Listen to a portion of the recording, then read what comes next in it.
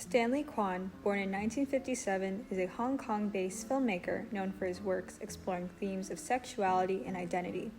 As one of the few openly gay directors in Asia, he has been a pioneering figure in queer Chinese cinema. One of his most notable works is the 2001 film Lan Yu, which is based on the 1997 novel Beijing Story, originally published anonymously on the internet. In February of 2000, Kwan was approached by a film producer with the story, who found the novel very moving after reading it. After taking on the film, Kwan was faced with numerous difficulties in the production due to censorship of an explicitly queer story and financial challenges. But with a source of international funding, he was able to film the movie in China, and the film was released in 2001, receiving worldwide critical acclaim, and ever since has been recognized as one of the greatest queer Chinese films of all time.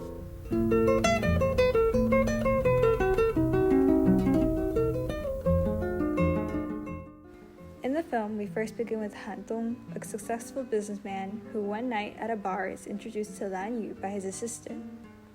Lan Yu is a college student from the rural outskirts studying in Beijing. However, strapped for cash, he's convinced by his acquaintance, who is coincidentally Han Dong's assistant, to become a prostitute to make ends meet. Han Dong's assistant, being the only one who knows of Han Dong's sexuality, brings Lan Yu to Han Dong and they spend the night together.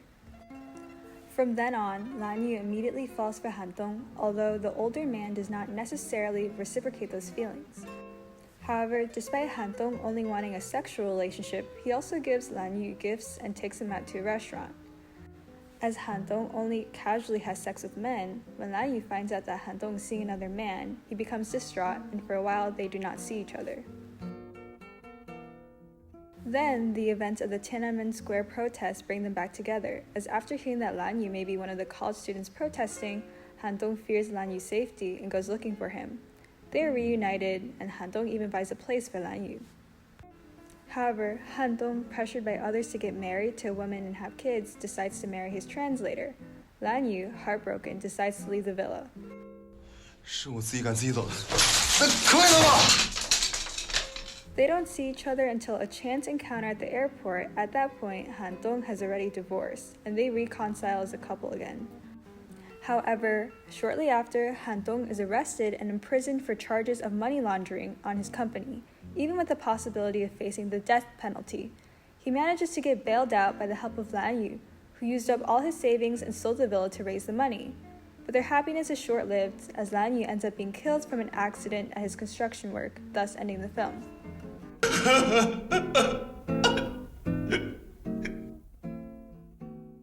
As a navigation of the complexities of queer relationships in China, throughout the film, Lan Yu and Han Dong are shown only to explore their relationship indoors. They spend much of their time together in their apartments or their cars, and if they do spend time outdoors together, say, in a restaurant, it is usually brief, which is in contrast to how Han Dong and Jinping, who ends up becoming his wife, are allowed to show their intimate moments outside. Although the film never explicitly shows that Lan Yu and Han Dong are deliberately hiding their relationship from people in their lives, as Han Dong's family and friends know of Lan Yu, it is clear that Han Dong still takes lengths to keep his relationship with Lan Yu separate from the rest of his life, even by purchasing a separate physical space for Lan Yu. This depicts the struggles of being queer in a heteronormative society, as homosexuality still being unaccepted forces queer relationships to be explored under the pretense that others cannot find out. The film not only manages to explore the relationship between the same sex, but also how other factors may play into the relationship dynamic. As the two men are also from different socioeconomic backgrounds, this reflects a greater power dynamic, as Lan Yu and Han Dong first get together on the pretense that Han Dong has an economic advantage and is exchanging money for Lan Yu's body.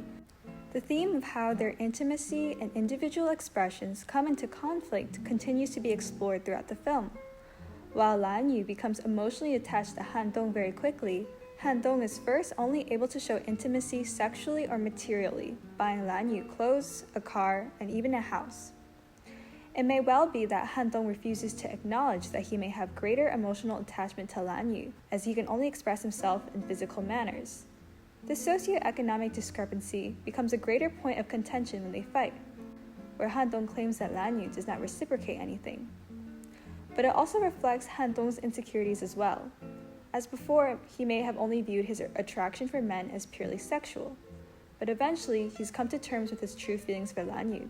Although the socioeconomic differences between Lan Yu and Han Dong is not exclusive to homosexual relationships, it carries more significance under the context of queer relationships finding ways to be expressed externally without trying to disrupt the heteronormative narratives.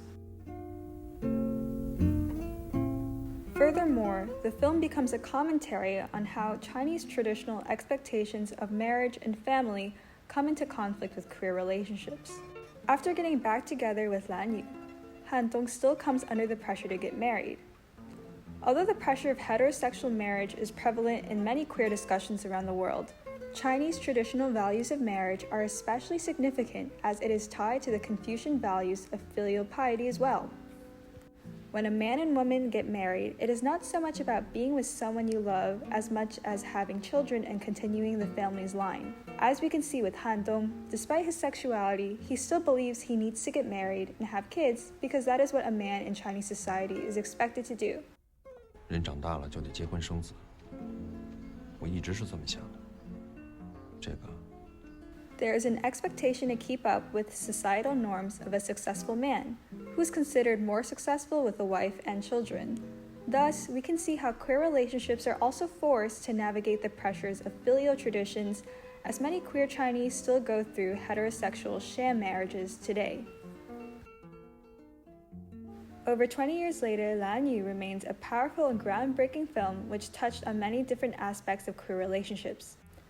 Today, queer media in China finds itself reckoned with censorship policies as media regulation makes it harder and harder for queer stories to get told. Rather than explicitly queer works, China now experiences a boom in the BL genre industry, where queer web novels, usually about gay men, are mainly written by heterosexual females, the main propelling force of the fandom.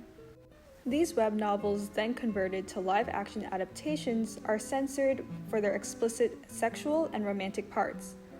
Although it's another question of whether or not these are truly queer works, and even though it becomes more difficult to bring visibility to queer relationships in Chinese media, Stanley Kwan's Lan Yu was an incredible film of queer people, love, and tragedy, and still conveys its powerful message years after.